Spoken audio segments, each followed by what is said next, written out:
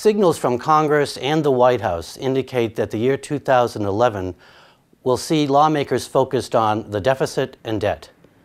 Ann Pusey, President and CEO of the industry's American Insurance Association, thinks that debate could spill over into consideration of the federal flood insurance program. Well, I think you're absolutely right. The elections were quite clear that that's a major area of concern for voters and for the American people, and so absolutely Congress will be focused on that with all their resources. To the extent it impacts insurance, I mean, you identify a program that is often criticized as in need of reform. In fact, legislation has been pending and passed literally by extension in recent years. Now, in the last 2 years, we've been through a series of extensions, 9-month, 3-month type extensions, because we can't reconcile, the Congress can't reconcile between the House and Senate bills, both of which contain some reforms, everything from revising flood maps to changing the levels of compensation, et cetera. Important legislation.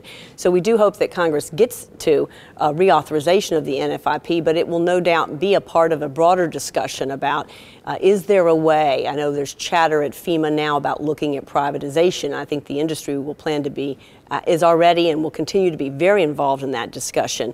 These are complicated risks that need a lot of folks around a table to discuss them, and so we'll look forward to working with FEMA and the broader industry on that issue.